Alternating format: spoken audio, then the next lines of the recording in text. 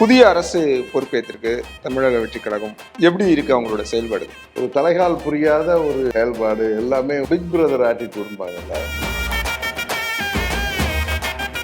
இறுதியாக பழனிசாமி முதலமைச்சராக இருந்தார்னா தாவேக்கு ஆதரவோடு தான் ஆயிருப்போனாங்க. திமுக ஆதரவு நான் கேட்கவே இல்லைங்கிறத தங்களை ஆளாக்கிய கட்சிக்கும் தலைவர்களுக்கும் மாத்திரம்ல தொகுதி மக்களுக்கும் செய்த துரோகம். இபிஎஸ் அவரோட நான் பேசுறவங்க சார் தான் உறுதியா நான் பேசுறப்ப அவர் அதோடைய யதார்த்தத்தை புரிந்து கொள்ள. 6 எம்எல்ஏக்கள் அதிமுகவுக்கு திரும்ப வரணும் அப்படின்னு ஒரு கோரிக்கை வைக்கிற மாதிரி திரு காமராஜ் திரும்ப வர்றாரு. உங்களுடைய நிலைப்பாடு என்ன வரும்?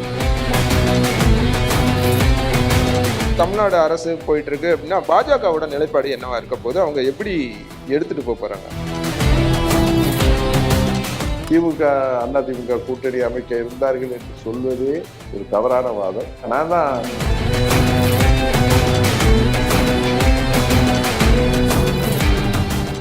வணக்கம் and welcome to Thiru talks. இன்றைய நிகழ்ச்சியின் சிறப்பு விருந்தினர் அமமுகவின் பொதுச் செயலாளர் திரு டிடிவி தினகரன் அவர்கள்.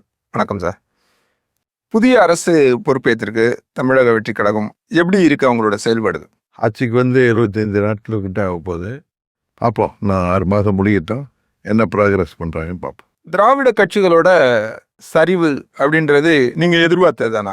இல்லை, ஒரு தேர்தல் தோல்வி, இது பல தேர்தல் தோல்விகளை திராவிட கட்சிகளான அதிமுக திமுகலாம் கடந்து தான் வந்திருக்காங்க.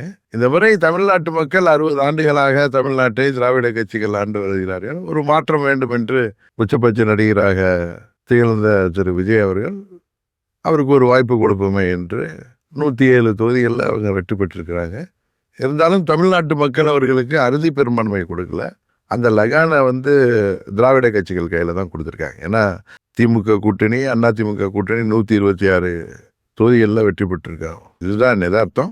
அவர்கள் 107 தொகுதியில் வெற்றி பெற்றுட்டு ஆட்சி அமைப்பதற்காக அவர்களுக்கு எதிராக மக்கள் வாக்களித்து வெற்றி பெற செய்த திமுகவின் கூட்டணி கட்சிகளான காங்கிரஸ், பிசிகே, ஐஎம்எல் எல்லாம் அங்கெல்லாம் தாவேகா வேட்பாளர்களுக்கு தோற்க செய்து இவர்களுக்கு திமுக வரணும்னு சொல்லி வாக்களித்தவங்க, திமுக கூட்டணிக்காக வாக்களித்தவர்கள். அதுபோல அம்மா மக்கள் முன்னேற்ற கழக உறுப்பினர் தேசிய ஜனநாயக கூட்டணியில் எங்கள் கட்சியின் சார்பாக போட்டியிட்டு வெற்றி பெற்றவரைத்தான் அவர்கள் தங்களுக்கு ஆதரவாக திருப்பி இருக்கிறார்கள். அதனால இது ஒரு வினோதமான ஒரு கூட்டணி ஆட்சி. ஏன்னா எப்பவுமே தேர்தலுக்கு முன்பு கூட்டணி அமைத்த கட்சிகள் சேர்ந்து ஆட்சி அமைப்பது தான் பார்த்துருக்கோம்.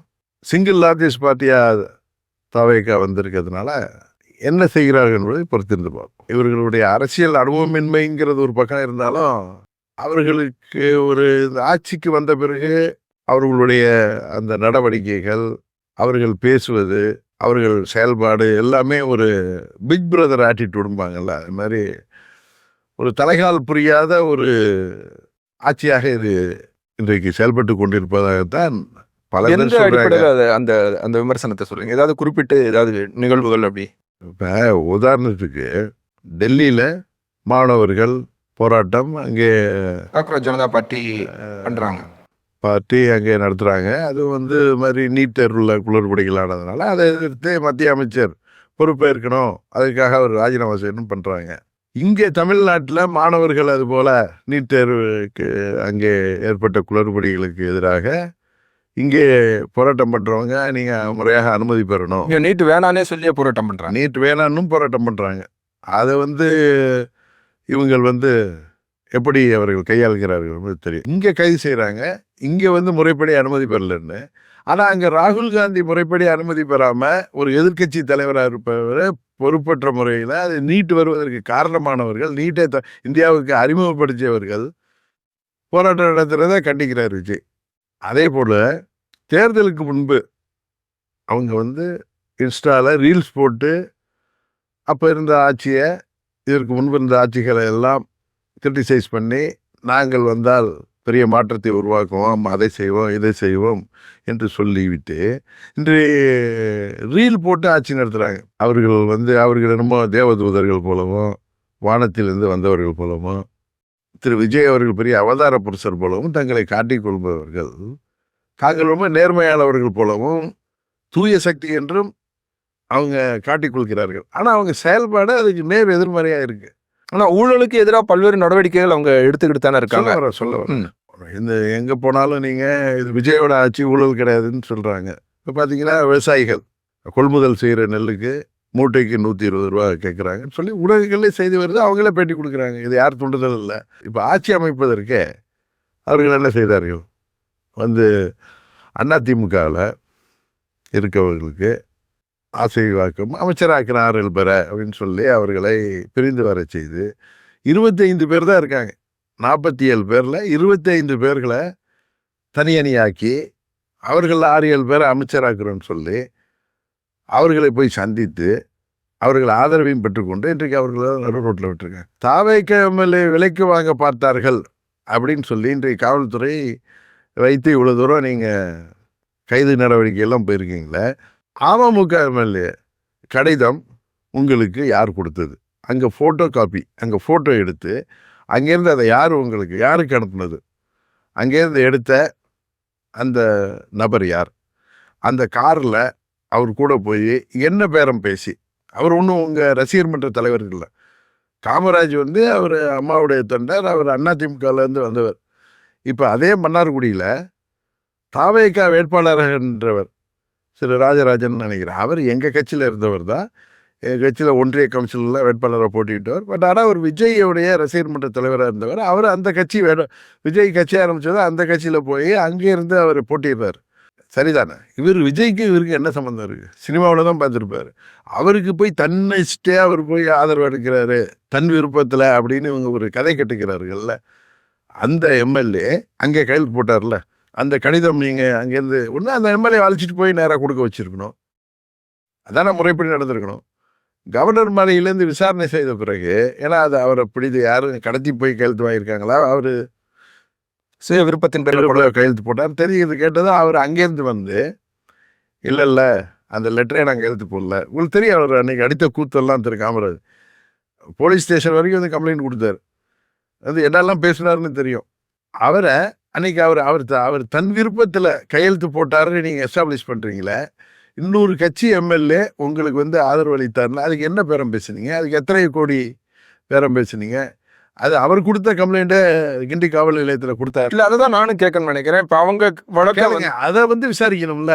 இல்லை, அதுதான் இப்போ தாவேகா வழக்கு வந்து கிரிமினல் வழக்காக பதிவு செய்கிறாங்க. நீங்கள் ஆளுநர்கிட்ட புகார் கொடுக்குறீங்க, அதன் மீதாக எந்த நடவடிக்கை எடுக்கப்பட்டிருக்கு? இது வரைக்கும் எதுவுமே நடக்கல. கேட்குறேன், அதை காவல்துறை நடவடிக்கை எடுக்காம தனக்கு வந்தால் களை எடுக்கிறாங்கல்ல, அப்படியே தடுங்கிறாங்கல்ல, தான் எம்எல்ஏ தூக்கணும். அதில் என்ன இருக்குல்ல, விசாரிக்க வைப்போம். அதுக்கு தான் இன்றைக்கு முதல் கட்டமாக சபாநாயகரை பார்த்து கட்சி என்னுடைய கடிதத்தை போய் எங்கள் பொருளாளரும் முன்னாள் சட்டமன்ற உறுப்பினர் திரு ஏழுமலை அவர்களும் போய் கொடுத்துருக்காங்க. சபாநாயகர் என்ன நடவடிக்கை எடுக்கிறான்னு பார்ப்போம். அதுக்கப்புறம் அடுத்த கட்ட நடவடிக்கைகள் எல்லோருக்கும் தெரிய வரும். நீங்கள் காவல்துறையில் புகார் கொடுத்துருக்கீங்களா? அவர்தான் கொடுத்தாரு திரு காமராஜ். அன்றைக்கு கவர்னர்கிட்ட வந்து அவராக தானாக தான் வந்தார். நான் கவர்னர்கிட்ட இதை மாதிரி டிவியில் பார்க்குறோம், இதே மாதிரி திரு விஜய் அவர்கள் ஆதரவு கடிதம் கொடுக்குறாரு, அதில் அமமுக எம்எல்ஏவுடைய ஆதரவு கடிதம் இருப்பதாகவும், இன்னொன்று சொல்லப்போனால் ஐயுஎம்எல் கடிதம் கூட ஒரு எம்எல்ஏவோட கடிதம் இருப்பதாக சொல்லி அவங்க அந்த கட்சி கூட அதை மறுத்துச்சு. முதல்ல ஒரு கடிதத்தை வெளியிட்டாங்க, அதை மறுத்து அதன் திரும்ப ஒரு கடிதம் விட்டாங்க. அப்புறம் போய் இவங்க போய் ஆதரவு கொடுத்தாங்க. பட் அமமுகவில் கடிதம் இருக்குன்னு பார்த்தது தொலைக்காட்சியில் பார்த்த உடனே, ஏன்னா அன்றைக்கு தான் எனது உதவியாளர் போய் அவர்கிட்ட ஒரு கடிதம் திரு இபிஎஸ் அவர்களை முதல்வராக்குவதற்காக ஆதரவு தெரிவித்து அவர் ஒரு கடிதம் கொடுக்குறார். நாங்கள் என்ன எதிர்பார்த்தோம், என்ன நினைத்தோம், தாவேகா ஆட்சி அமைக்க முடியாமல் போனால் திமுக ஆட்சி அமைக்க கோர போவதில்லைன்னு அவங்க ஒப்பனை சொல்லிட்டதுனால அதிமுக அந்த வாய்ப்பை எடுக்கணும். அதுக்கு தாவேகா இப்போ வந்து என்ன கம்யூனிஸ்ட்லாம் என்ன சொல்லி ஆதரவு கொடுத்துருக்காங்க, காங்கிரஸ் என்ன சொல்லி ஆதரவு கொடுத்துருக்காங்க, காங்கிரஸை விடுங்க, கம்யூனிஸ்ட் என்ன சொல்லி ஆதரவு கொடுத்தாங்க, திருமாவளவன் என்ன சொல்லி ஆதரவு கொடுத்தாரு, ஐயுஎம்எல் என்ன சொல்லி ஆதரவு கொடுத்தாங்க, ஜனாதிபதி ஆட்சி வந்துடக்கூடாது, பாஜக உள்ள வந்துடக்கூடாது அப்படின்னு பாஜக உள்ளர வந்துடக்கூடாது அப்படின்னு சொல்லி அவர்கள் வந்து அது ஆட்சியை பிடிச்சி திமுக கூட்டணியில் வெற்றி பெற்றிருந்தாலும், இப்போ அதில் அமைச்சராக இருக்கிற ஷாஜகான் தாவேகா வேட்பாளரை அவர் ஒரு இஸ்லாமிய வேட்பாளர் தான் அங்கே நின்று. ஏன்னா அவங்களுக்கு சொல்லணும், அதுக்காக சொல்கிறேன். அவருக்கு எங்கள் மக்கள் ஓட்டளித்து தானே திமுக ஜெயிச்சிச்சுங்கிறாரு. திமுக அதை பேசலை, நான் பேசுகிறேன்.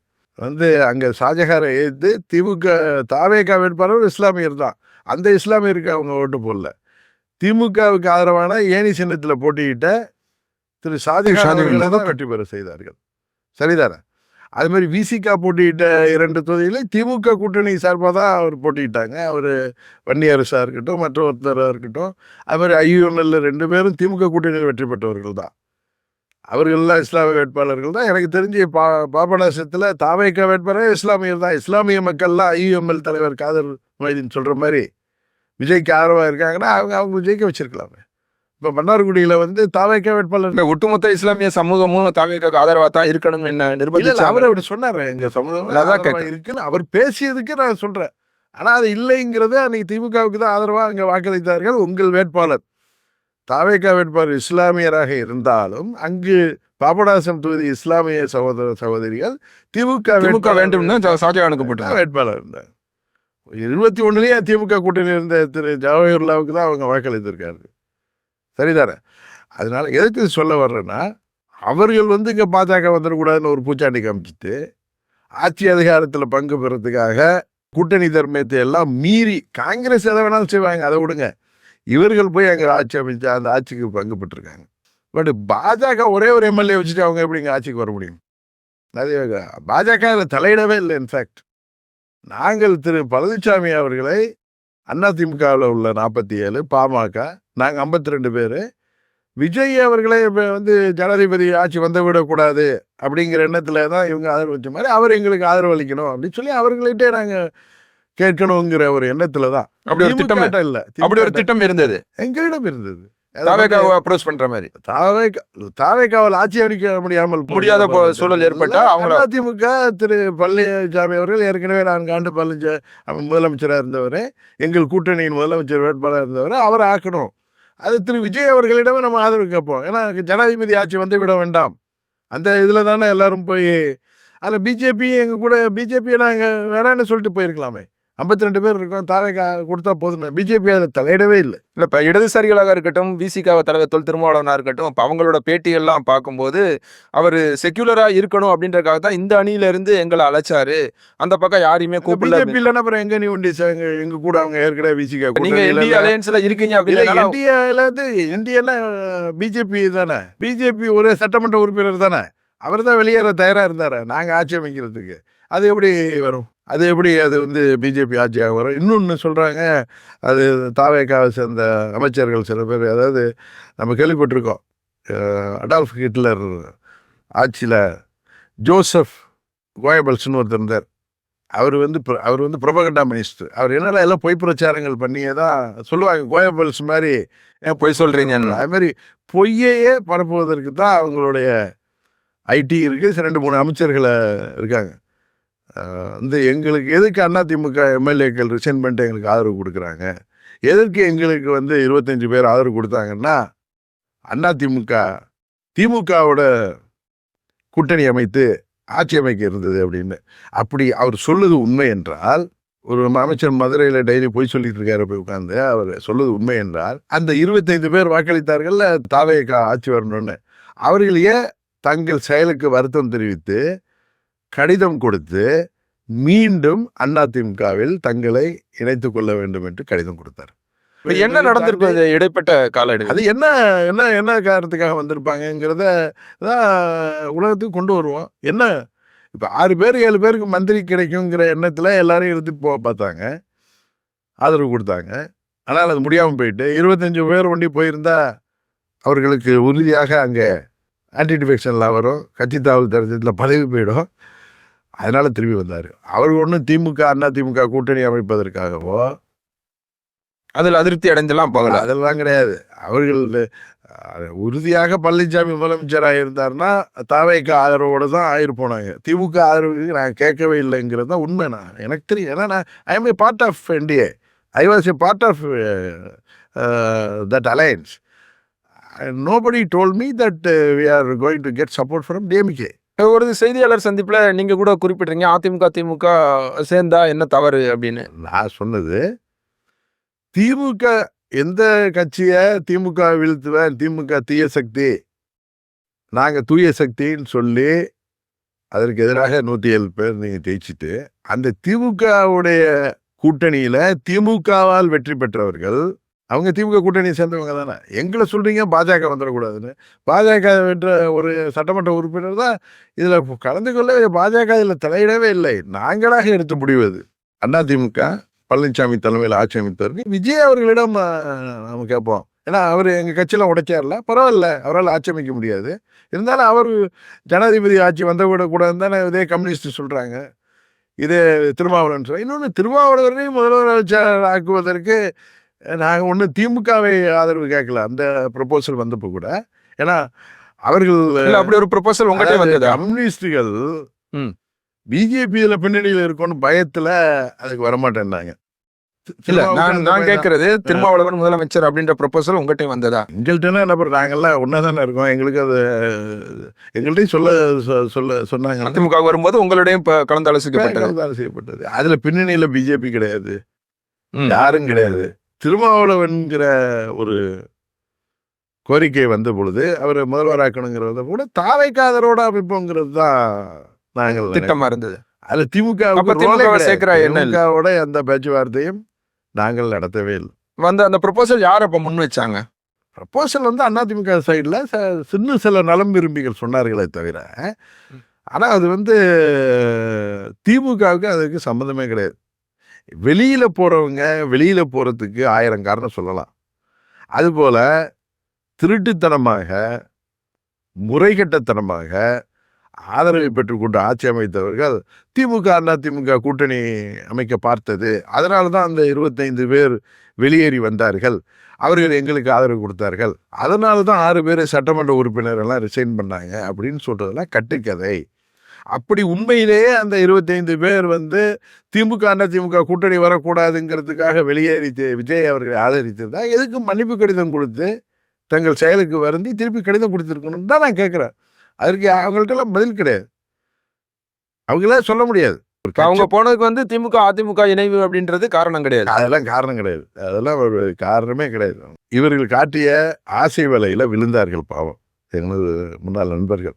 இப்போ அவர்கள் அதை உணர்ந்து தான் அவர்கள் அந்த கடிதம் கொடுத்து மீண்டு வந்தார்கள். இப்பொழுது அங்கே நடக்கிற பிரச்சனை பெரிய அவர்களுக்கு பழைய பதவிகள் கேட்டார்கள். அது புதிதாக அந்த பதவிக்கு நிர்வாகிகள் அமைக்கப்பட்ட பிறகு இப்பொழுது வேணாம், கொஞ்சம் பொறுமையாக இருப்போம் சொல்லி திரு இபிஎஸ் அவர்களுக்கும் இடையில பேச்சுவார்த்தை நடந்ததுதான் அவர் வருத்தத்தில் இருக்காங்களே தவிர, சில பேர் எப்படியாவது அமைச்சர் ஆகணும், 5 வருஷம் எதிர்கட்சியாக இருந்துட்டோம் அப்படின்னு சொல்லிட்டு தாவைக்கால போனால் நடக்குன்னு ஏற்கனவே ஏமாற்றப்பட்ட 2வது முறை வேற வழி இல்லாமல் போய் கட்டு சீரழிகிறதுக்கு அங்கே போயிருக்காங்களே தவிர, அதில் சொல்லப்படுவது எல்லாம் பொய், கட்டுக்கதை. ஆனா அந்த கூட்டணியில் இருக்க எல்லாருமே சொல்றாங்களா, இடதுசாரிகள் சொல்றாங்க, சார் எல்லாம் வெளியில சார். இப்போ வெளியில போனவங்க சொல்றதெல்லாம் நீங்க எப்படி நீங்க ஒத்துக்க முடியும்? கரெக்டா? அதனாலதான் நான் ஒரு பத்திரிகையாளர் சந்திப்புல சொன்னேன், இதற்கு திமுக தலைமையும் அதிமுக தலைமையும் விரிவாக ஒரு விளக்கம் கொடுத்துட்டாங்கன்னா எல்லாம் முடிஞ்சிடும்ட்டு. இதெல்லாம் அந்தந்த கட்சி தலைமை எடுக்கிற முடிவு. நான் ஒரு யதார்த்தத்தை சொல்லக்கூடியவன். நீங்க திமுக கூட்டணியில இருக்கிற கூட்டணி கட்சிகளை சேர்ந்த சட்டமன்ற உறுப்பினர்கள் உங்களை எதிர்த்து, தாவேகாவை எதிர்த்து வெற்றி பெற்றவர்களை ஆதரவோடு ஆட்சி அமைப்பது நியாயம் என்றால் மற்ற கூட்டணிகள் அமைவதில் என்ன தவறு இருக்கிறது தான் கேட்டேன். அதான் நான் வார்த்தை சொன்னேன்.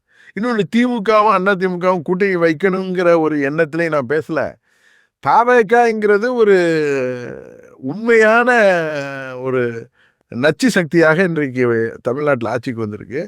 அவர்கள் தாங்கள் நேர்மையாளர்கள் என்று காட்டிக்கொண்டு செய்வதெல்லாம் பித்தலாட்டம், பொய் தான். அவர்கள் மக்களை ஏமாற்ற பார்க்கிறார்கள். எப்படி விவசாயிகளை ஏமாற்றியது போல, அது வேறு அதிமுக சட்டமன்ற உறுப்பினர்களை ஏமாற்றி அமைச்சராக்குவேன் என்று சொல்லி அவர்களை நடுரோட்டில் விட்டது போல, இன்றைக்கு 6 பேரை ரிசைன் பண்ண வச்சு நடுரோட்டில் விட்டது போல, தமிழ்நாட்டு மக்களுக்கு அவர்கள் நல்லது செய்ய போவதில்லை. அதனால் அந்த மக்கள் விரோத சக்தியை, அந்த நாசகார சக்தியை வீழ்த்துவதற்கு தேர்தல் கால நேரத்தில் சூழ்நிலைகள் எந்த கூட்டணி வேண்டுமானாலும் வழிமதிப்பதற்கு வாய்ப்பு இருக்கிறதுங்கிறது தான் நான் சொன்னேனே தவிர, அது என்னுடைய தனிப்பட்ட ஒரு அனுமானத்தில் சொன்னேனே தவிர 2 பேர் கூட்டணி அமைக்கணுங்கிறத நான் சொல்லலை. பாடம் எனது நண்பர்கள் அவர்கிட்ட நான் பலமுறை சொன்ன தவறு இப்பயும் சொல்கிறேன், நேரம் கடத்தாதீர்கள். மீண்டும் எந்த கட்சி உங்களுக்கு அடையாளம் கொடுத்ததோ, எந்த கட்சியால் நீங்கள் சட்டமன்ற உறுப்பினர்களாக இருந்தீர்களோ, இன்றைக்கு ரிசைன் பண்ணீங்களோ, அவங்க இரட்டை இலையில் வெற்றி பெற்றவர்கள் நீங்கள். அந்த தொகுதி மக்கள் இரட்டை இலைக்காகத்தான் வாக்களித்தார்கள். இரட்டை இலை தொகுதியை சேர்ந்த உங்களுக்கு வாக்களித்தார்கள். நீங்கள் செய்தது, அந்த 6 பேர் செய்தது உண்மையிலேயே மாபெரும் தவறு. தொகுதி மக்களுக்கும் செய்த துரோகம் அது. அதனால் மீண்டும் திரும்பி வர வேண்டும் என்பதுதான் நான் அவர்களுக்கு ஒரு பழைய நண்பர்கள் என்ற முறையில் அவர்களுக்கு சொல்றேன். சில பேர்ட்ட நான் போன்ல தொலைபேசி பேசி சொன்னேன். என்ன சொல்றாங்க? அவர்கள் என்னிட்ட சொன்னது, அவர்கள் தவறு செய்து விட்டார்கள். அதனால் இங்கே நமக்கு மீண்டும் அங்கே தொண்டர்கள் மத்தியிலும் நிர்வாகிகள் மத்தியிலும் தலைமையிடமும் தங்களுக்கு மரியாதை இருக்காதுங்கிற ஒரு அச்ச உணர்வுல தான் அவங்க வேற வழி இல்லாம தங்கள் செய்த தவறுகள் வெளிப்பட்டு விட்டதே என்றுதான் வெளியேறுகிறார். இப்பயும் ஒண்ணு இல்லை, அவர்கள் ஒருவேளை அவங்க திரும்ப வர்றாங்க அப்படின்னா ஏற்றுக்கொள்வதற்கு எடப்பாடி பழனிசாமி அன்னைக்கு அதுங்க மதுரையில தான் சொன்ன வருவதா இருந்தா எடப்பாடி பழனிசாமி தயாரா இருக்காரு. அவங்க பழைய அவரோட நான் பேசுறவங்க சார்பா உறுதியா நான் பேசுறப்ப அவர் அதோடைய யதார்த்தத்தை புரிந்து கொள்வார். இல்ல அவங்களோட பழைய பதவிகளை கொடுப்பதற்கான வாய்ப்புகள் இருக்கா?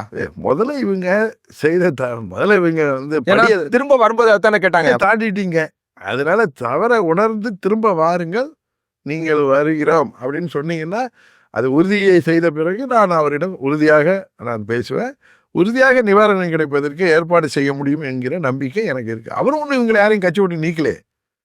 அவர்கள், நான் கூட அமமுக உறுப்பினர் அன்றைக்கு ஒத்த உறுப்பினர் தானே, தைரியமா சோரம் போயிட்டு அங்கே போய் சாதனை தெரிவிச்சு நீக்கல. அவர் அது கூட நீக்கல. திரும்பி வந்ததும் அவங்களுக்கு மனைவி கொடுத்தானே ஏற்றுக்கிட்டார். அதனால திரும்ப வந்தால் ஏற்றுக்க மாட்டாருன்னு எப்படி சொல்ல முடியும்? உறுதியாக பதவி கொடுக்கலாம், கொஞ்ச நாள் வெயிட் பண்ணலாம். இப்போ திரு ஆர் காமராஜ் அவர்கள் அவரோட சென்றவர் தான் திரும்பி வந்தார். அவருக்கு அமைப்பு செயலாளர் பதவி கொடுத்துருக்காரு. அவர் கட்சியில் தானே இருக்கார். விஜயபாஸ்கருக்கும் 2 விஜயபாஸ்கருக்கு என்ன அப்படி ஒரு பயம், பிரச்சனை? தவறு அவர்கள் செய்துவிட்டு அந்த கட்சி மேலே தூக்கி போடுறது தவறு என்பது தான். ஒரு சகோதரனாக, ஒரு நண்பனாக அவர்கள் அவங்க நிறைய விஷயங்கள் சொல்றாங்களே. வெறுமனே திமுக சேர முயற்சி பண்ணாங்கன்ற தாண்டி தான் மட்டும் அப்படின்னு தான் அவர் யோசிக்கிறார், தன்னை மட்டுமே யோசிக்கிறாரு அப்படின்ற சுயநலமா முடிவு எடுக்கிறார். வெளியேறிட்டு நீங்க சொல்றதுக்கெல்லாம் பதில் சொல்றதே தேவையற்ற ஒன்றுன்னு நினைக்கிறேன். அது நேரத்தை வீணடிக்கிறது. அது 1000 தப்பு. நீங்கள் வெளியேறிட்டு நீங்கள் பேசுகிறதெல்லாம் யாராவது காது கொடுத்து கேட்பாங்களா? அது எந்த மன்றத்தில் எடுக்கூடாது? நீங்கள் வேணால் உங்கள் தவறுகளை நீங்கள் எடுத்த முடிவு, நீங்கள் யாரால் அவங்க அடையாளம் கட்டப்பட்டு இருக்கலாம் அந்த இயக்கத்திற்கும், அந்த தொகுதி மக்கள் உங்களை வெற்றி பெற செய்து எந்த சின்னத்தில் வெற்றி பெற செய்தார்களோ அவர்களுக்கு எதிரான ஒரு நடவடிக்கை எடுக்கிறப்போ உங்களை காப்பாற்றிக் கொள்வதற்காக நீங்கள் சொல்கிற போலியான குற்றச்சாட்டுகள். திருமாவளவன் பத்தி குறிப்பிட்டு இருந்தீங்க. அந்த ப்ரொபோசல் எங்க டிராப் ஆச்சு? அவர் முதலமைச்சர் அப்படின்ற ப்ரொபோசல் அதிமுக இருந்து தான் வந்ததாக சொன்னீங்க. தவகோட கூட்டணி வைத்து அதை செய்யலாம். நிலம் விரும்பிகள் அதிமுக எங்கள்கிட்ட பேசினாங்க. அரசியல் இல்ல, எங்க அதை செயல்படுத்த முடியாம போச்சு? ஏன்னா திருமாவளவன் அவருடைய பேட்டியில எனக்கு கடைசி நேரம் வரைக்கும் செய்தியாளர் சந்திப்புக்கு முன்னால வரைக்கும் எனக்கு அழைப்பு வந்தது, நான் உங்களுக்கு வாக்கு கொடுத்துட்டேன் அப்படின்றதுனால நான் அதை நிராகரிச்சுட்டேன் அப்படின்னு அவர் சொல்றாரு. அதுதான் உண்மை. அவர் தான் சொல்லிட்டார்ல, அதான் உண்மை. டிராப் ஆகல. அவர் அவங்க நான் வாக்கு கொடுத்துருக்கேன், அதனால நான் இல்ல அந்த தாமதம் ஏன் ஆச்சுன்னு அவர் கடைசி நேரத்துல தான் முடிவெடுப்பதற்கு யோசிச்சு அவர் அந்த பயிரை சொன்னார். திருமாவளவன் தாமதப்படுத்தினார். இல்ல, அவர்கிட்ட அந்த ப்ரொபோசல் போய் அவர் முடிவெடுக்க தாமதப்படுத்தல. அவர் முடிவெடுத்ததுக்கு நேரம் எடுத்துக்கொண்டு அவர் ஒரு முடிவு எடுத்துட்டு அந்த கூட்டணி போயிட்டார். அது தாமதம் அப்படிங்கிற வார்த்தையெல்லாம் வராது. உங்கள்கிட்ட நான் ஒன்று சொல்றேன், நீங்க முடிவெடுக்கிறதுக்கு அதுக்காக யோசனையில இருந்து நீங்க ஒரு முடிவு எடுத்துருவீங்க. உங்க எம்எல்ஏவாக இருந்த திரு காமராஜ் அவர் போயிட்டாருன்னு சொல்லி நீங்க ஆளுநர்கிட்ட புகார் கொடுத்தீங்க. அதன் பிறகு அதுல என்ன நடவடிக்கை எடுக்கப்பட்டிருக்கு? இது வரைக்கும் ஆளுநர்கிட்ட புகார் கொடுத்துருக்கோம். அது அவருடைய செயல்பாடுகளை வாட்ச் பண்ணிக்கிட்டு இருக்கோம். இன்றைக்கு தான் அடுத்த கட்ட நடவடிக்கை போய் சபாநாயகர்கிட்ட கடிதம் கொடுத்துருக்கேன். சபாநாயகர் என்ன முடிவு எடுக்கிறான்னு வெயிட் பண்ணுவோம். அதுக்கப்புறம் என்ன நடவடிக்கையோ அதை எடுப்போம். சரியான முறையில் அதை எடுப்போம். அதில் தவறு செய்தவர்கள், அந்த கடிதம் வாங்கியவர்கள், அந்த யாரெல்லாம் போய் இன்றைக்கு அமைச்சர்களாக இருப்பவர்கள், காமராஜ் சொன்னதே என்னட்ட. அதுக்கப்புறம் நான் கவர்னர் மேலேருந்து வந்தேன். அடுத்த நாள் என்னோட அலுவலகத்துக்கு வந்தப்போ சொன்னது அந்த இது ஏஐ. அதுதான் நான் மீடியாவில் சொன்னது. இவர் சொல்கிறது தான் நான் சொன்னது. இல்லை, நான் அப்படிலாம் ஒரு லெட்டர் கையெழுத்து போடல, அது மாதிரி வீடியோவே கிடையாது. என்னிடம் பேசியது யார் என்று அவரே சொன்னார். அதில் 2 பேர் இன்றைக்கு அமைச்சர்களாக இருக்கிறார்கள். அவர் அங்கேருந்து புறப்பட்டு எங்கள் கட்சியை சேர்ந்த ஒரு வழக்கறிஞர்கிட்ட ஃபோன் பண்ணி, இந்த மாதிரி நான் அண்ணனுக்கு ஒரு லெட்டர் கொடுத்துட்டேன், அதுக்கப்புறம் ஒரு லெட்டர் பின்பு தெரியுது ஒரு லெட்டர் நான் இவங்களுக்கும் கொடுத்துட்டேன், கவர்னர் மாளிகையிலேருந்து எனக்கு ஃபோன் வந்துச்சு, நீங்கள் தான் காமராஜா, நீங்கள் தான் அந்த கடிதம் கொடுத்தீர்களா, நீங்கள் கொடுத்தீங்கன்னா நேராக வாங்கன்னு கூப்பிட்டுங்க. ஏன்னா அது யாரும் எங்கே கடத்தி வச்சு மிரட்டி கூட வாங்கியிருக்கலாம். அதனால் அவங்களுடைய டியூட்டியில் அங்கேருந்து ஃபோன் பண்ணதான் அவர் அடித்து பிடிச்சிட்டு ஓடியாடுறாரு. அப்போ அவர் ஒரு வழக்கறிஞர் வீட்டுக்கு ஆஃபீஸுக்கு போயிருக்காரு. அங்கே அவரை பார்க்க வந்தவர் யார், அந்த புஷியான ஆள் யாருன்னு தெரியும் எனக்கு. அவர் கூடவே வந்த அறந்தாங்கியை சேர்ந்தவர் யாருன்னு எனக்கு தெரியும். எல்லாத்தையும் எவிடன்ஸ் இருக்கு. ஏன்னா அவங்க மறைச்சாலும் அவங்களுடைய டெலிஃபோன் காட்டி கொடுத்துரும். டவர் எங்கே இருந்துச்சுன்னு தெரியும். அதை அந்த ஃபோட்டோவை எடுத்த பத்திரிகையாளர் யாருங்கிறது தெரியும். அவர் அந்த ஃபோட்டோவை எந்த சாமிக்கு அனுப்புனார்னு தெரியும். அதுலேருந்து ஜெராக்ஸ் காப்பி எடுத்து தான் அந்த ஜெராக்ஸ் காப்பியை தான் திரு விஜய் அவர்கள் அங்கே கொண்டு போய் கவர்னர்கிட்ட கொடுத்தாரு. கரெக்டா? இதில் நாளைக்கு இதோட போகாது. இது நாளைக்கு எப்படி இந்த கேஸில் எஃப்ஐஆர் ஃபைல் பண்ணாங்கல்ல, தவைக்கா எம்எல்ஏ இளையராஜா, ஊத்தங்கரை எம்எல்ஏ இளையராஜா, அதே மாதிரி அதையும் ஃபைல் பண்ணணும்ல. அப்போ A1 யாராக வருவாங்கன்னு உங்களுக்கு தெரியும். அந்த கடிதத்தை கொண்டு கொடுத்தது யார், அதில் கடிதம் வாங்கியவர்கள் யார், இவர் ஏன் அந்த கடிதத்தில் எனக்கு ஒரு கடிதம் கொடுத்துட்டு மாறி கையெழுத்து போட்டிருக்காரு. கரெக்டா? அதையே திரும்ப மாற்றி போய் கவர்னர்கிட்ட இவர் போய் நான் அந்த கடிதமே என்னதே கிடையாது, நான் எங்கள் பொதுச்செயலாளர் டிடிவி அவர்களுக்கு ஒன்றி தான் கடிதம் கொடுத்தா ஒரு லெட்ரு கொடுத்தாரு. அப்போ தான் எனக்கு திரும்பவும் எனக்கு அவர் கூட இருந்த வழக்கறிஞர் ஃபோன் பண்ணி தான் நான் திரும்பி போனேன். நானும் வரணும்னு அவங்க 2 பேர் கேட்டுக்கிட்டதுனால நான் வீட்டுக்கு வந்துட்டேன். அவர் வந்திருக்காரு தெரிஞ்சுட்டு அவர் லெட்ரு கொடுக்குறாருனால நான் திரும்ப போனேன். போய் நான் அவரோட சேர்ந்து கவர்னர்கிட்ட கொடுத்துட்டு வெளியில் வீடியோவை பார்த்துட்டு போய் போலீஸில் கம்ப்ளைண்ட் கொடுப்போம்னு சொன்னேன். அவர் சரின்னு சொல்லிட்டு கம்ப்ளைண்ட் கொடுத்தாரு. அவரே உட்காந்து கிண்டி போலீஸ் ஸ்டேஷனில் அவர் இன்ஸ்பெக்டர் தான் இருந்தாருன்னு நினைக்கிறேன். அவர்கிட்ட கைப்பட அவங்களே உட்காந்து எழுதி அவரை கூட வந்தவங்களே எழுதி கொடுத்தாங்க. இது வரைக்கும் அதில் எந்த நடவடிக்கை காவல்துறை எடுக்கலை. இதில் காவல்துறை இப்படி பாஞ்சு நிற்கித யாராவது பேர் 35 கோடினா அதில் எத்தனை கோடி பேரம் பேசப்பட்டது, காரில் உட்காந்து என்ன பேரம் பேசுனீங்க, அமைச்சர் பதவி தரேன்னு சொல்லியிருப்பாங்க, எவ்வளோ கோடி பேசப்பட்டதுன்னு அப்படி அவங்க அப்படி தன்னிச்சா போனால் அவரை அவங்க கூட போயிருக்கலாமே. அந்த கடிதம் எங்கே, கரெக்டா? அந்த ஒரிஜினல் கடிதம் எங்கே இருக்குன்னு தெரியணும்ல இவர் கொடுத்த சார். அதனால் திரு விஜய் அவர்கள் உண்மையான தூய சக்தின்னா அதே மாதிரி ஒரு திருட்டுத்தனமான 420 வேலையை செஞ்சுருக்கலாமா? இன்னொரு கட்சி எம்எல்ஏவை, உங்கள் கட்சி வேட்பாளர் ஏற்று ஜெயிச்ச எம்எல்ஏவை அவர் ஒரே சட்டமன்ற உறுப்பினர்னால கட்சி தாவல் தடை சட்டம் ஒன்றும் நம்ம மீது விடாது என்கிறது வேலை செய்த திருட்டு வேலை தானே அது. இந்த கேள்விக்கெல்லாம் பதில் சொல்லணும்னா நான் கவர்னருக்கு வெயிட் பண்ணுறேன். மறுபடியும் கவர்னர் போய் பார்ப்பேன். கவர்னர்கிட்ட நான் உடனே போய் அது என்ன ஆனிச்சுன்னு கேட்க வேணாம். கேட்க வேண்டிய நேரத்தில் கேட்பேன். இப்போ சபாநாயகருக்கு கடிதம் கொடுத்துருக்கேன். சபாநாயகர் என்ன முடிவு எடுக்கிறான்னு பார்ப்பேன். அடுத்த கட்ட நடவடிக்கை. ஏன்னா தவறு செய்தவர்கள் இதில் உறுதியாக தண்டிக்கப்படுவார்கள். அது எவ்வளோ பெரிய பதவியில் இருந்தாலும் நான் விட மாட்டேன். ஏன்னா எல்லா எவிடன்ஸ் இருக்குது. அதில் இப்போ அங்கே யார் இருந்தா, இன்றைக்கு அமைச்சர்களாக இருந்தவர்கள் அங்கே யார் இருந்தா, அந்த பத்திரிகையாளர் இன்றைக்கு ஒரு சாமின்னு ஒருத்தர் பேர் உள்ளவருக்கு துணையாக இருக்காரு, அந்த பத்திரிகையாளர் ஃபோன் அங்கே இருந்திருக்கு. அவர் ஃபோனில் தான் ஃபோட்டோ எடுத்திருக்காங்க. இவர் சொன்னது என்கிட்ட காமராஜ் அந்த ஃபோனில் அடுத்த நாளுக்கு அப்புறம் எனக்கு காமராஜ் இன்னொருத்திட்ட சொன்னது எனக்கு வந்துச்சு. அந்த கடிதம் அங்கே அனுப்பப்பட்டிருக்கு. யார் ஃபோனுக்கு போயிருக்கோம், அது யார் ஃபோனுங்க, அதெல்லாம் விசாரிக்கிறப்ப தெரியுமே. நீங்கள் டவரெல்லாம் மறைக்க முடியாது. அந்த ஃபோனை தூக்கி போட்டாலும் அந்த ஃபோனை நீங்கள் யார் யூஸ் பண்ணியிருக்காங்கங்கிறது தெரியும்.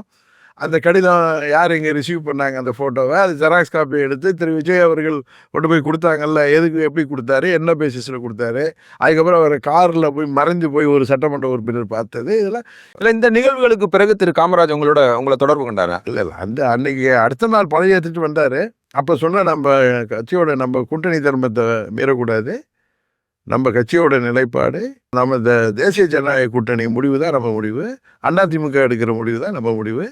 ஏன்னா நீங்கள் அதில் சரின்னு சொல்லிட்டு போனவர் தான் அடுத்த நாள் கவர்னர் வரைக்கும் முதல் நாள் பார்த்துட்டு போனவர், அடுத்த நாள் போய் பல காமெடிகளை பண்ணிட்டு தெரிகிறாரு.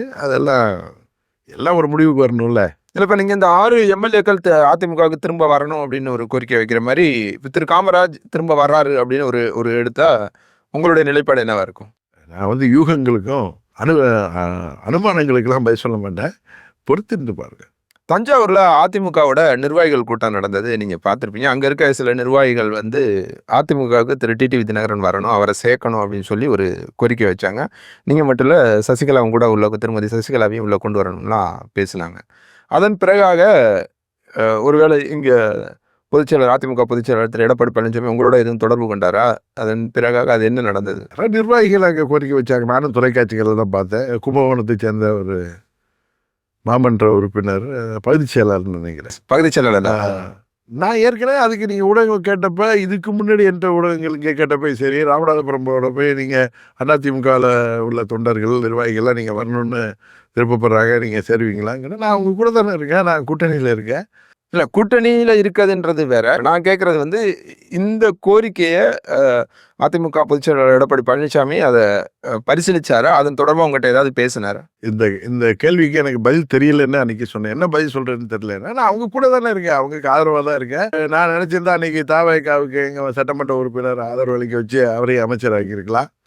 ஆட்சி அதிகாரத்தை தேடி போறவன் நல்லதான். ஒரு கூட்டணி அது அம்மாவுடைய கட்சி ஆட்சிக்கு வரணுங்கிறதுக்காகத்தான் நாங்கள் அந்த கூட்டணியில இருக்கோம்.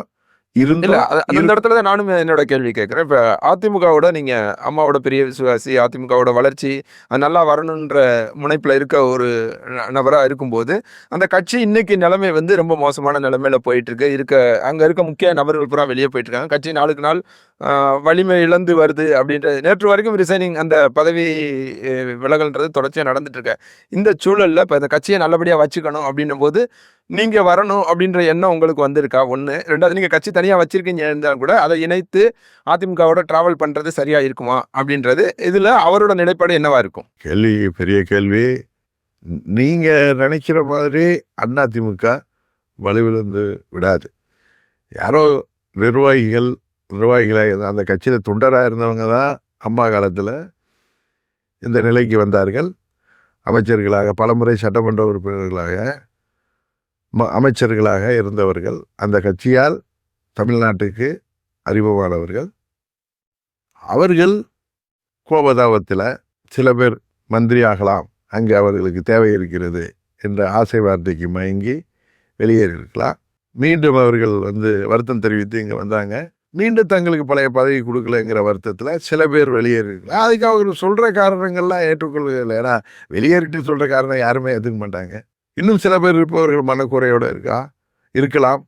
இன்னும் சில பேர் ராஜினாமா செய்திருக்கலாம். இது நான் திரு இபிஎஸ் அவர்களுக்கு ஆதரவாக பேசுகிறேன் என்று எடுத்துக்கொள்ள வேண்டாம். நாம் பல ஆண்டுகளாக, நானும் 23, 24 வயதுலேருந்து புரட்சி தலைவர் மறைந்த பிறகு அம்மா அவர்கள் ஜேடியாக தொடங்கிய காலத்திலிருந்து அவரோடு இருந்தவன், அவரை அருகிலிருந்து பார்த்தவன், அந்த கட்சியை நன்றாக உணர்ந்தவன். அந்த கட்சியில் நான் பேரவைச் செயலாளராக, பாராளுமன்ற உறுப்பினராக, அமைப்பு செயலாளராக, கட்சியின் பொருளாளர்கள்லாம் பணியாற்றியவன். பல இடைத்தேர்தல்களில், பல பொதுத் தேர்தல்கள் கூட இருந்து பணியாற்றிருக்கீங்க. நீண்ட நெடிய அனுபவம் உங்களுக்கு உண்டு. என்னை வெளியேற்றிய காரணத்தினால் நான் அவர்களை எதிர்த்து போராடியது உண்மை.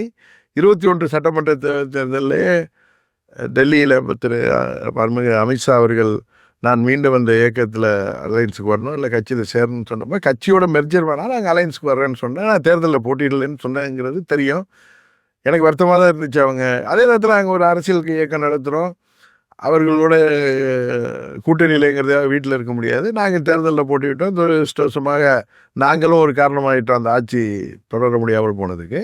இருந்தாலும் 26 அம்மாவுடைய ஆட்சி வரணும். அதோடைய பொதுச் செயலாளராக 8-9 ஆண்டுகளாக தலைமை இடத்துல இவர்கள் எல்லாம் சேர்ந்து தான் திரு இபிஎஸ் அவர்களை வைத்திருக்கிறார். இன்றைக்கு புரட்சி தலைவரோ அம்மாவோ இல்லை. திரு இபிஎஸ் அவர்கள் அவர் அம்மா செயல்பட்டது போலவோ, புரட்சி தலைவர் அவர்கள் செயல்பட்டது போலவோ அவரும் அதே போல வெற்றியை உருவாக்கி தர வேண்டும் என்று இவர்கள் விருப்பப்படுவது தவறில்லை. ஆனால் அது முடியாமல் போனால் அவரை குறை சொல்வது, அவரால் நான் நீக்கப்பட்டு வெளியேறி வந்தான். நான் நியாயமாக அதை பார்க்குறப்ப அம்மா அவர்களே 96 தோல்வி அடைந்திருக்கிறார்கள். புரட்சி தலைவர் மறைந்த பிறகு இரட்டைலை இல்லாமல் போன போது ஜேஎனியா போனப்ப அம்மா அவர்கள் 28 தொகுதியிலையும் ஜானகி அம்மா அணியில் ஒரு எம்எல்ஏ ஜெயிச்சாங்க. அப்போ திமுக ஆட்சிக்கு வந்துச்சு. அப்போ நீங்கள் தமிழ்நாடு முழுவதும் நீங்கள் அப்போ வாங்கியிருக்கிற வாக்கு சதவீதத்தை, தொகுதிகளில் ஜார்ஜியா வாங்கிய வாக்குகளை நீங்கள் சேர்த்து பார்த்தீங்கன்னா 130 தொகுதியில் அன்றைக்கே வெற்றி பெற்றிருக்கோம். அதை உணர்ந்து தான் தொண்டர்கள் எல்லாம் ஜானகி அம்மாவும் அரசியலை விட்டு ஒதுங்கி எல்லாரையும் அம்மா பின்னாடி போக சொல்லி மீண்டும் அம்மா அவர்கள் தலைமையில் எல்லாம் கூடிய பிறகு மதுரை கிழக்கு மருங்காபுரி பை எலெக்ஷன்லே அதிமுக மாபெரும் வெற்றி பெற்றுச்சு. உங்களுக்கு தெரியும். அதை தொடர்ந்து அப்படியே 91 பாராளுமன்ற தேர்தலில் வெற்றி பெற்றாங்க காங்கிரஸ் அதிமுக கூட்டணியில். தொடர்ந்து 91 மாபெரும் வெற்றி பெற்று ஆட்சி அமைச்சார்கள். 96 இந்த கோயபல்ஸ் பிரச்சாரத்தால் அம்மா அவர்கள் தோல்வி விட்டார்கள். 4 சட்டமன்ற உறுப்பினர் தான் வெற்றி பெற்றாங்க. மீண்டும் இது யானை இல்லை, குதிரை விழுந்தாலும் எந்திரிச்சு நிற்கிது, நின்னாங்க. அம்மா திருப்பி தொடர்ந்து ஆட்சியில் இருந்தாங்க. 2006 96க்கு பிறகு 2001 மாபெரும் வெற்றி பெற்றோம். 6 எதிர்க்கட்சியாக வந்தாங்க. 11, 16 வெற்றி பெற்றாங்க. அதுக்கப்புறம் 4 ஆண்டுகள் 17லேருந்து திரு பழனிசாமி அவர்கள் இருந்தார். 21 அவர் 75 தொகுதிகளை அவர் கூட்டணிக்கு பெற்று தந்தார். பாராளுமன்றத்தில் அவர் தனியாக போயிருந்ததுனால அந்த அந்த கட்சி 3வது இடத்துக்கு போனுச்சு, பெரிய தோல்வியை சந்திச்சிச்சு. ஆனால் 26 அவர் தலைமையில் தான் கூட்டணி அமைச்சோம். இன்றைக்கு யாரெல்லாம் அவரை குறை சொல்கிறவங்களாம் கூட தான் இருந்தாங்க. நாங்களும் கூட இருந்தோம். பாமக இருக்குது, பாஜகலாம் இருந்து தான் நம்ம போட்டிக்கிட்டோம். அம்மாவை போல, தலைவரை போல அவர் மீண்டும் ஆட்சிக்கு கொண்டு வரல அப்படின்னு அவரை குறை சொல்வது என்னால் ஏற்றுக்கொள்ளலை. அம்மாவோ தலைவரோ இன்னொரு முறை பிறந்து வர முடியாது. அவர் பழனிசாமி என்ன அவரால் முடியுமோ அதை செய்தார். 53 சட்டமன்ற உறுப்பினர்கள் வரும் அளவிற்கு அவர் தலைமையில் தான் அந்த கூட்டணி வெற்றி பெற்றது. 53 தொகுதியில் தான் வர முடிந்தது. அது போதும் அப்படின்றீங்க. அதனால அவரை தலைமை சரியில்லை, அவர் எங்களை எல்லாம் ஒதுக்குகிறார், தான் ஒன்று இருக்கணும்னு நினைக்கிறேன். இவங்கெல்லாம் சேர்ந்து தானே அவர் 9 வருஷமா தலைமையில் வைத்துட்டு அவர் தலைமையில் கட்சியில் இருந்துட்டு. இல்லை, இப்போ இவங்க போனவங்க தான் சொல்றாங்க, நாங்க தேர்தலுக்கு முன்பே தாவேக்காவோட கூட்டணி வைக்கணும்னு சொன்னோம், அவர் கேட்கல, அதோட விளைவு தான் இந்த தோல்வி. ஒரு சில பேர் சொல்லிருக்கலாம். அதெல்லாம் இவங்க போனதுக்கு அப்புறம் சொல்றதெல்லாம் நீங்க எப்படி எடுத்து அவர்கிட்ட சொன்னாங்கன்னா அதெல்லாம் பொய். ஒரு நபர் சொல்றாரு, அவர் யாரிடம் எங்க எலெக்ஷன் திரு மோடி அவர்கள் மீட்டிங் மதுரைக்கு வந்த நேரத்தில் ஒருத்தர் இன்னொன்று தாவேக்காவை நம்ம கூட்டணியில் சேர்க்கணும்னு தான் சொன்னாங்க. ஏன்னா எனக்கு தெரியும், ஏன்னா நான் அந்த கூட்டணியில் இருந்ததுனால டெல்லியில் நான் போய் பல முறை உள்துறை அமைச்சர், அவங்க நிதி அமைச்சர்லாம் சந்தித்து வர்ற போல அதிமுக சார்பாக தாவேக்காவை நம்ம கூட்டணியில் சேர்க்கணும்னு சொன்னாங்க. நீங்கள் வேணால் பேசுங்கன்னு அவங்க சொல்லிட்டாங்க. ஆனால் அவர்களால் அந்த கூட்டணி கொண்டு வர முடியும் இல்லை.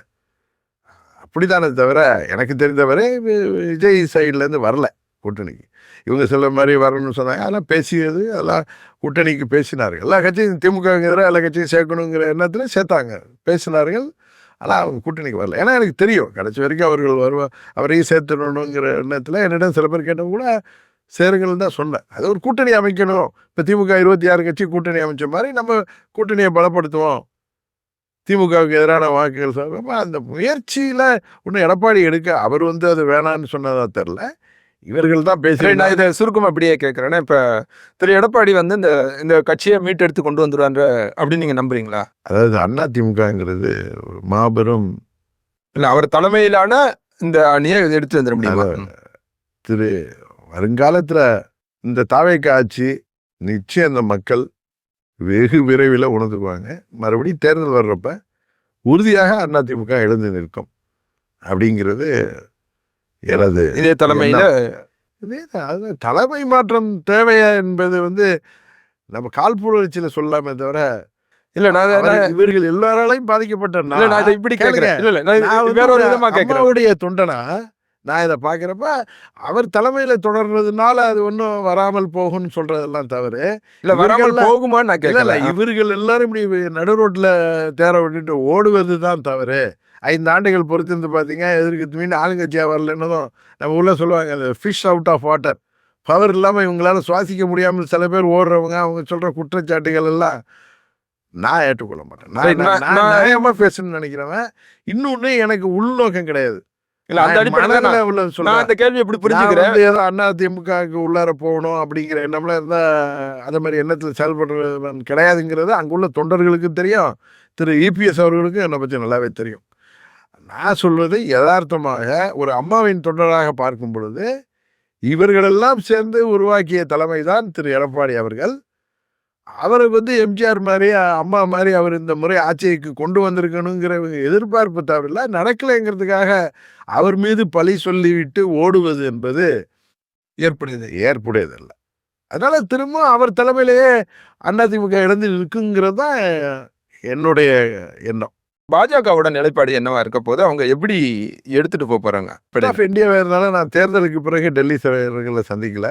அவர்கள் இந்த இந்த பிரச்சனை எதுலேயுமே அவர் தலையிடலை, அதுங்கிறது தான் உண்மை. எப்பவுமே தெரிஞ்சுங்க. இன்னொன்று சொல்லுவாங்க, அதிமுக பாஜக அழிக்க பார்த்தது அப்படி பார்த்தா எங்களை கூட்டணிக்கு வரணும்னு திரு அமித்ஷா அவர்கள் தான் என்னோட பேசி திருப்பியும் அலைன்ஸ் கொண்டு வந்தவர். 2021 அவர் தான் என்கிட்ட சொல்லி இங்கே அவர் சார்பாக இங்கே ஒரு முக்கிய நபருக்கு அதிமுகவில் பேசுகிறார். அவங்க அப்படி அதிமுக ஆளுங்கன்னு நினச்சிருந்தா நாங்களாம் ஒன்றா வரணும்னு அவர் நினச்சிருக்க மாட்டார். இல்ல, ஏன் ஓபிஎஸ் அவர்களையும் அழைத்து நீங்கள் தொடர்ந்து அதிமுக கூட்டணியில் இருக்கணும், என்டிஏ கூட்டணியில் இருக்குன்னு பேசியவர் திரு அமித்ஷா அவர்கள் எனக்கு தெரியும். அதனால் பிஜேபி எனக்கு தெரிந்து இந்த இதில் எது அவங்க தலையிடுவதாக எனக்கு தெரியவில்லை. அவர்கள் அது மாதிரி ஒரு சீப்பான பாலிடிக்ஸ் பண்ணுறதா எனக்கு தெரியல. அப்படிதான் நான் சொல்லுவேன். ஏன் இந்த கேள்வினா, முதலமைச்சர் திரு விஜய் வந்து நேற்று ஒரு அறிக்கை நீங்க குறிப்பிட்டீங்க, ராகுல் காந்திக்கு ஆதரவாக ஒரு அறிக்கை வெளியிட்டாரு. எந்த இடத்துலையுமே பாஜக எதிர்ப்போ ஒன்றிய அரசுன்னு ஒரு இடத்த குறிப்பிட்டாரே தவிர பாஜகன்னு எந்த இடத்துலையும் பயன்படுத்தவே இல்லை. இது விஜய் மட்டுமல்ல, திமுகவும் கிட்டத்தட்ட அந்த கடந்த ஆட்சியில ரொம்ப தீவிரமான பாஜக எதிர்ப்பை முன்வைத்த திமுக இப்போ எந்த இடத்துலையுமே பாஜகன்னே சொல்லலை. அவங்களும் அதே அறிக்கையை விடுறாங்க, கண்டனம்லாம் தெரிவிக்கிறாங்க. இது ரெண்டு எப்படி பார்க்கறது? இங்கே உங்கள் பத்திரிகையாளர் பார்வை அது எப்படி வேணாலும் இருக்கலாம். அது உங்களுடைய சுதந்திரம், உங்களுடைய அனுபவம். என்னுடைய அனுபவத்தில் திமுக நீ கூட தான் நீட்டு வேணாம், திரு உதயநிதி ஸ்டாலின் பேசியிருக்காரு, நீட்டு கூடாது அப்படின்னு தான் பேசியிருக்காங்க. அங்கே அந்த மத்திய அமைச்சர் பதவி விலகுன்னு சொல்லி அங்கே உண்ணாவிரதம் இருக்காரு சோனம் அவருக்கு போய் ஆதரவு திருமதி கனிமொழி தலைமையில் அவங்க ஆதரவுலாம் கொடுக்குறாங்க. அதில் பிரச்சனை இல்லை. இப்போ நீங்கள் அவர்கள் வந்து என்னை பொறுத்தவரை 19 பாஜக ஆட்சிக்கு வந்து விடக்கூடாது, தமிழ்நாட்டுக்கு கெடுதல் சொல்லி அவங்க அந்த மைனாரிட்டிகளுக்கு ஆதரவாக ஒரு நிலைப்பாட்டை எடுத்து அன்றைக்கு வெற்றி பெற்றார்கள். 21 10 ஆண்டுகள் அதிமுக ஆட்சி இருந்ததுனால ஒரு மாற்றம் வேண்டும் என்று திமுக அந்த ஆட்சி பெற்றார்கள். 24 தேர்தலே அவர்கள் பாஜக வந்து விடும் பூச்சாண்டி காமித்தார்கள். இப்போ அது தவறு என்பதை நிச்சயம் அவர்கள் உணர்வார்கள். எப்படின்னா, பாஜக ஒரு மதவாத சக்தி, தமிழ்நாட்டுக்கு வந்து விடக்கூடாது பேசுகிறதே இங்கே அது ஒரு பேஷன் ஆகிட்டு ஒரு ஃபேஷனாக இருக்குது. உண்மையில் அவங்க மதவாத கட்சினா எல்லா மாநிலங்கள், கேரளாவில் கூட நல்ல பர்சன்டேஜ் வாங்கியிருக்காங்க, கர்நாடகாவில் ஆல்ரெடி ஆட்சியில் இருந்திருக்காங்க, இப்போ எதிர்கட்சியாக இருக்காங்க, நிறைய பாராளுமன்ற உறுப்பினர் இருக்காங்க, ஆந்திராவிலேயே அவங்க கூட்டணிகள்லாம் இருக்குது. தமிழ்நாட்டில் ஒண்டி தான் அவர்களால் பெரிதாக முத்திரை பதிக்க முடியவில்லை தவிர வட மாநிலங்களில் பல மாநிலங்களில் அவங்க ஆட்சி தான் இருக்குது. தொடர்ந்து 3வது முறையாக பாஜக தான் ஆட்சி செய்யுது. அவங்க பிஜேபி எதிர்த்து டெல்லிக்கும் எங்களுக்கான போட்டின்னு சொல்லி கோட்டை விட்டாங்க. அதுதான் நடந்திருக்கு. அதனால் இனிமேல் அந்த ஆயுதத்தை கையில் எடுக்கிறது வேஸ்ட்டு. பிஜேபி எதிர்ப்புன்னு சொல்லி வர்றது. ஏன்னா இங்கே தமிழ்நாட்டில் ஒரு பேராபத்து வந்திருக்கு, ஒரு ஏமாற்று சக்தி இங்கே வந்திருக்கு ஆட்சிக்கு. இவர்கள் வந்து போயபோல்ஸ் மாதிரி டெய்லி பொய் பிரச்சாரங்கள் தான் இந்திய அளவுக்கு பண்ணுறாங்க. அவங்க அந்த இன்ஃப்ளூயன்சரை வச்சு இன்ஸ்டாவில் இளைஞர்களை ஒரு மாதிரி மூளைச்சலவை செய்து தான் இதை மாதிரி நாங்கள் வந்தால் பாலாரா ஓடும், தேனாரா ஓடும், தமிழ்நாட்டில் சட்டம் ஒழுங்கு பிரச்சனையே இருக்காது, இங்கே வந்து பெண்களுக்கு பாதுகாப்பு இருக்கும், போதை மருந்தெல்லாம் அடியோடு ஒழிச்சிடுவோன்னு இருக்காங்க, ஊழல்லாம் நிறுத்திடுவோன்னு சொல்கிறாங்க. ஊழல்லாம் அதை தான் நான் என்ன அவங்களுடைய இதை நான் ஏன் நம்ப மாட்டேன்னா, ஊழலற்ற ஆட்சின்னு சொல்லுவாங்க. ஆனால் இவர்களால் ஊழலை ஒழிப்பதற்கான அந்த ஒரு மனநிலையில் இருக்கிறார்களா என்பது தெரியலாம். நீங்கள் நீண்ட நெடிய அனுபவம் இருக்கும், நீங்கள் நிறையா முதல்வர்கள்லாம் பார்த்துருக்கீங்க தமிழகத்தில். அப்படின்னும் போது எந்த ஒரு முதல்வராவது ஒரு பொது வெளியில் பொது மேடையில் யாராவது லஞ்சம் கேட்டாங்க அப்படின்னா என் பேரை சொல்லுங்க, இது என்னோட ஆட்சி நடக்குது அப்படின்னு நீங்க தைரியமா சொல்லுங்க அப்படின்னு இது வரைக்கும் யாரும் சொன்னதா தெரியல. ஒரு டிரான்ஸ்பரண்டான கவர்மெண்ட் ஒரு முதலமைச்சர் அப்படி சொல்றாரு, காமிச்சுக்கிறாங்க. அவர் சும்மா டைலாக் பேசுறாரு. அவர்கள் தேர்தலுக்கு முன்பு அவர் பேசியதெல்லாம் என்ன இன்னும் பரந்தூர் விமான நிலைய விஷயத்துல அவர் என்னென்னமோ பேசினாரு, என்ன முடிவெடுத்துக்கா தெரியல. தாவேகாவுக்கு வாக்களித்தவர்கள் மாற்றவன் அவங்க சொல்றாங்க, ஒன்றும் அது என்னது அப்ரூவலுக்கு இங்கே டிடிசிபியா அதில் இதிலெல்லாம் அந்த போர்டுலலாம் வந்து எல்லாம் கொடுக்க வேண்டியது கொடுத்தா தான் ஃபைல் நான் வருதுங்கிறேன். இல்லை இப்போ நமக்கு யாருக்கு போகுதுன்னு தெரில. அதெல்லாம் டோட்டலாக கண்ட்ரோல் பண்ணாமல் இவங்க மேரேஜ்னா 1000 பேசிட்டு போயிடலாம் சார். சினிமாவில் 3 மணி சினிமாவுக்கு ஆட்சி அமைத்து ஒரு 70-75 நாட்கள் தானே கொடுக்கலாம். இதெல்லாம் கட்டுப்படுத்துனா அதுக்கு இரும்புக்கரம் கொண்டு அடக்கணும். போதை மருந்து இந்த நடவடிக்கையே நல்லதா பாசிட்டிவா பார்க்கல. இப்ப 70 நாட்கள்ல இல்ல சார், அறிவிப்பு வந்து நல்லா இருக்கு, கேட்க நல்லா இருக்கு. ரெஜிஸ்ட்ரேஷன் ஆபீஸ்ல, கவர்மெண்ட் ஆபீஸ்ல எல்லாம் டிவிஎஸ்சி ரைடு நடக்குது, பணியிடை நீக்கம் பண்றாங்க. நடக்கும் சார். போய் 5000 வாங்குறவனையும் 10,000 வாங்குறவனையும் ரைடு விட்டு நீங்க மிரட்டுறதுலாம் நான் ஒத்துக்கிறேன். இதெல்லாம் ஒரு ஷோ தான் காமிக்கிறாங்கிறது தான் என்னுடையது. ஏன்னா விவசாய கடனை யார் கேட்டா தள்ளுபடி? நான் எதுக்கு சொல்றேன்னா, நான் ஒன்றும் காழ்ப்புணர்ச்சியில பேசல, யதார்த்தமா இருந்து பேசுறேன்.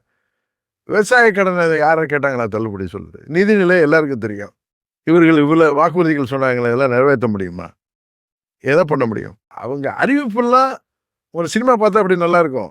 முதல்வன் படம் பார்க்குற மாதிரி இருக்கு. முதல்வன் படத்துல அர்ஜுன் வர்ற படம் மாதிரி இருக்கு. சங்கர் படம் பார்க்குற மாதிரி தான் இருக்கே தவிர, ரியாலிட்டிக்கு அது எப்படி சாத்தியமாகுன்னு பார்க்கணும். ஏன்னா இன்னைக்கு நிறையா லாக்அப் மரணங்கள். இவர் சிவகங்கை மரணத்துக்குலாம் அவர் என்ன வார்த்தை கொடுத்தாரு? ஒரு ஆட்சி சரியில்லைன்னு சொன்னார். இப்போ இவர் ஆட்சி நாகர்கோயிலில் ஒரு மாற்றுத்திறனாளி, கரெக்டாக. அதுமாதிரி 3 லாக்அப் மரணங்கள் போலீஸ் விசாரணை மரணம் இருக்குது. அதுமாதிரி இன்னும் அந்த போதை மருந்து புழக்கம் நிறுத்தப்படும். ஏன்னா போலீஸுக்கு தெரியும் எது எங்கெங்கேருந்து வருதுன்னு. அந்த காவல்துறை வைத்திருக்க முதல்வர் அதெல்லாம் கேட்ட இவருக்கு யாரும் பயப்படுவதாக தெரியவில்லை. இவர் டயலாக அந்த அவருடைய அந்த ஆச்சரியக்குறிகள் அதை வந்து ரீல்ஸ் கண்டென்ட் தான் கொடுக்குறாரு. எனக்கு தெரிந்து எதுவுமே இந்த ஆட்சியில் நின்றதாக தெரியவில்லை. அதுதான் நான் சொல்கிறேன். அறிவிப்புலாம் நல்லா இருக்கு. உண்மையிலேயே லஞ்சத்தெல்லாம் ஒழிச்சிங்கன்னா நல்லா இருக்கும். ஆனால் நீங்கள் ஒழிக்கக்கூடிய ஆளா அப்படிங்கிறது தான். ஏன்னா நீங்கள் ஆட்சிக்கு வந்ததே ஊழல் செய்து தானே வந்திருக்கீங்க. நீங்கள் எப்படி நீங்கள் லஞ்சத்தை ஒழிப்பீங்கன்னு சொல்கிறது எனக்கு காமெடியாக தான் தெரியுது. இப்போ அந்த மேகதாது விவகாரத்தில் சிவகுமார் கர்நாடகா முதலமைச்சரை போய் நம்ம முதலமைச்சர் பார்க்கறது அப்படின்றது சரியான முடிவு தானே? ஏன்னா இப்போ பாமக தலைவர் வந்து அன்புமணி ராமதாஸ் அதை சரி கிடையாது, 2 பேர் பிரச்சனையாக அது முடிஞ்சு போயிடும் அப்படின்னு அவர் ஒரு விமர்சனத்தை வைக்கிறாரு. உண்மையிலேயே அது வந்து ஒரு தவறான ஒரு ஒரு எண்ணத்தை தான் உருவாக்கும். ஏன்னா அது கட்டுறது ஏதோ சரியா அது கட்ட வேணான்னு கேட்குற மாதிரி. இவர் பேச வேண்டியது திருமதி சோனியா காந்தி அம்மையார்கிட்டையும் ராகுல் காந்திகிட்டையும் சொல்லி, காங்கிரஸ் கட்சி டெல்லியில் சொல்லி, அவர்களை விட்டு அது தவறு, நீங்கள் வந்து தமிழ்நாட்டுக்கு சட்டப்படி அவர் உரிமைகளை இடைஞ்சல் செய்யாமல் அந்த அணை கட்டுறதெல்லாம் நிறுத்துங்க. இங்கே ஒருத்தர் குரல் கொடுத்தாரு, புதுசாக வந்திருக்க தலைவர், நாங்கள் ஒரு செங்கல்ல கூட வைக்க விட மாட்டோம். இது பெரிய உள்டாவாக இருக்குது இது. ஆனால் அங்கே போய் விவசாய பிரதிநிதிகளை அங்கே போய் சந்தித்து அங்கே போய் விசிட் பண்ணி நீங்கள் எம்ஜிஆர் வழியில தான் இதை செய்யறாரு. இதற்கு முன்பாக எம்ஜிஆர் இதே மாதிரி அப்ப இருந்த குண்டுராவ் நினைக்கிறேன் அவரை சந்திச்சு பேசினாருன்னு. சினிமாலேருந்து வரவங்களாம் எம்ஜிஆர் ஆகிட முடியாது சார். நீங்கள் இல்லை இதே ஸ்ட்ராட்டஜி தானே அப்போ எம்ஜிஆர் பண்ணிரு. ராமகிருஷ்ண ஹெக்டே குடி தண்ணீருக்காக பேசியிருக்காரு.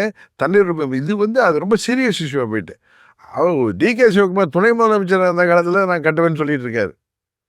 அவர்கிட்ட போய் பேசி என்னத்தை அவர் சாதிக்க முடியும் எனக்கு தெரியல.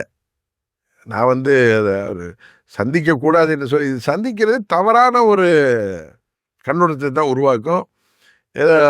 அவர்கள் செய்வது சரி போல நீங்கள் வேணான்னு போய் அவர்களிடம் போய் நம்ம மன்றாடுவது போல தான் இருக்கும். அதனால் gone meet Mr Rajiv Gandhi, ராகுல் காந்தி அண்ட் மிஸ்ஸஸ் சோனியா காந்தி. அவங்க மூலமாக அழுத்தம் கொடுக்கலாம். இம்ப்ளிமெண்ட் இதுன்னு சொல்கிறேன். தமிழ்நாட்டு உரிமைகளை அவர்கள் மூலம் சொல்லி பண்ண சொல்லுவாங்க. கூட்டணியில் 2 பேர் அமைச்சராக இருக்காங்களா, என்ன பண்ணிட்டு இருக்காங்க? மாணிக் தாக்கூர் இங்கே தாண்டி குதிச்சிட்டு இருக்காரு. கல்ல கூட இன்னொன்று சொல்கிறேன், இது சரியான நம்ம எதுவும் பேசிக்கிட்டு அரசியல்வாதிகள் பேச வேணாம். நாங்கள் பேசினா அரசியல்மீங்க, விஜய் மேலே எங்களுக்கு பொறாமைமீங்க. விவசாய சங்க பிரதிநிதிகள், விவசாய சங்கங்கள் கூட்டமைப்பு தலைவர்கள் இருக்காங்க. விவசாயிகள்கிட்ட கேளுங்க, அவர்கள் சொல்கிறத கேட்டுட்டு செயல்படட்டுமே. எதற்கு நாங்கள் சொல்கிறத கேட்கணும்னு அவசியம் இல்லை. அம்மா ஆட்சியை கொண்டு வரக்காகத்தான் அமமுக உருவாக்கப்பட்டது அப்படின்னு சொன்னீங்க. இப்போ என்ன நிலைமையில இருக்கு உங்களோட அடுத்த கட்ட திட்டம், எதிர்காலம் என்ன? அம்மாவுடைய கட்சியை மீட்டெடுக்கணும், அம்மாவுடைய ஆட்சி கொண்டு வரணுங்கிறது தான். அது காலப்போக்கில் நாங்கள் அம்மாவுடைய திருவுருவத்தை கொடியில் வச்சுருக்கோம். அம்மாவுடைய பேரில் கட்சி ஆரம்பிச்சிருக்கோம். இப்போ அதிமுகவும் நாங்களும் எங்களுக்குள்ள இருந்த கருத்து வேறுபாடெல்லாம் விட்டு ஒரே அலைன்ஸ் பார்ட்னர் ஆகிட்டோம். அதனால் அம்மாவுடைய ஆட்சிங்கிறது பெரிய கட்சியான அதிமுக அமைக்கிறது தான் முடியும் என்பது தான் யதார்த்தம். அதனால் அம்மாவுடைய ஆட்சியை அதிமுக தலைமையில் அமைப்பதற்கு நாங்கள் அவர்களோடு ஒன்றிணைந்திருக்கிறோம். இன்னும் அம்மாவுடைய ஆட்சி அமைப்பதற்காக அமமுக அதிமுகவோடு தோளோடு தோள் இருக்கும். இது ஒரு யூகமான கேள்விதான், நிறைவு கேள்வி. ஒருவேளை திரு எடப்பாடி பழனிசாமி அதிமுகவுக்கு உங்களை அழைக்கிறார் அப்படின்னா, அழைப்பாரா அப்படின்றது முதல் கேள்வி. அழைக்கிறார் அப்படின்னா திரு டிடிவி தினகரனோட முடிவு அல்லது நிலைப்பாடு என்னவா இருக்கும்? அந்த யூகங்கள் கற்பனைகள்லாம் நான் ரொம்ப பெருசாக எடுத்துக்கிறது இல்லை. நான் உங்கள் கேள்விக்கு பதில் நான் அவங்க கூட தானே இருக்கேன். இல்ல, நான் சொல்றது அதிமுகல உங்களை இணைச்சுக்கிறத. இப்ப நிறைய நம்ம தமிழ்நாட்டுல பாத்துருக்கோம், நிறைய கட்சிகளாகவும் இயக்கங்களாகவும் உருவாக்கப்பட்டு அப்புறம் தாய் கழகத்தோட இணையிறதுன்றது தமிழக அரசியல்ல புதுசு இல்ல. அதிமுகவும் அமமுகவும் வேறு வேற எதுக்கு பாக்குறீங்க? ரெண்டும் அம்மாவுடைய கட்சி தானே. அங்க அண்ணாவுடைய படம் இருக்கு, இங்க அம்மாவுடைய படம் இருக்கு. எல்லாரும் அங்க இல்ல இப்ப இருக்கு. நீங்க அதிமுக இருந்து 99% அம்மாவுடைய இல்ல இப்ப நீங்க தொண்டர்களா இருப்பாங்க. அதிமுக இருந்திருந்தீங்கன்னா இந்த மாதிரி கோரிக்கை விட வேண்டிய தேவையில்லை. நீங்க அங்கேயே அவங்கள பேசி சமாதானம் பண்ணி உள்ள சேர்த்திருக்கலாம் இல்லையா? அவங்க எல்லாம் என்னை விட்டு பிரிந்து 9 ஆண்டுகள் ஆகுது. இவங்கெல்லாம் சேர்ந்து தானே என்னை வெளியேற்றினார்கள். அதனால நான் கோரிக்கை வைக்கிறேன். ஏன்னா சில பேர்ட்ட தொலைபேசியிலே பேசியிருக்கேன். அவங்கள்ட்ட நீங்க கேட்கறதுனால அந்த பேட்டி அவங்க பார்ப்பாங்க. நீங்க எல்லாம் திரும்பி அன்னைக்கு மதுரையிலே அதான் சொன்னேன். உங்க மேலெல்லாம் நீங்க ஏதோ தெரியாமல் செய்து விட்டீர்கள். அதனால திரும்ப வாங்க. நீங்க வருவது உறுதியா சொல்லுங்க. நான் திரு இபிஎஸ் அவரோட பேச தயாரா இருக்கேன்னு சொல்றேன்.